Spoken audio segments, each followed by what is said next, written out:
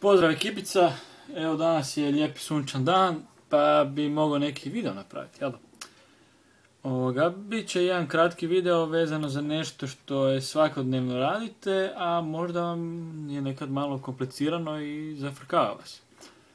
Sigurno koristite nekakve slušalice, bilo za iPhone ili nekakav MP3 player, bilo šta.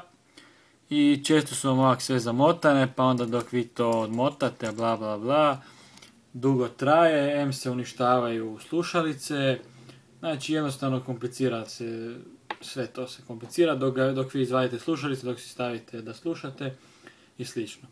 Sad, bilo bi dobro jednostavno ih imati uvijek složene, ali kak ih slagati. Nedavno sam bio našao na YouTube-u, isto jedan tip je napravio video kak ih jednostavno složiti i da se mogu jednostavno i odsložiti, kako bi se reklo. Znači jednostavno ih uzmete u ruku, stavite ovako preko dlana, znači da malo ovo dole viri.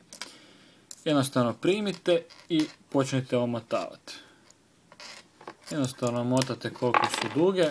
Ovo se možete ispraksirati, ne mora uvijek biti ne znam kako savršen. Jednostavno ih ovako primite.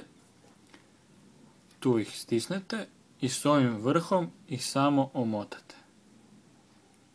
Vidite. I onda ovaj vrh provučete tu kroz rupu i imate lijepo složene slušalice.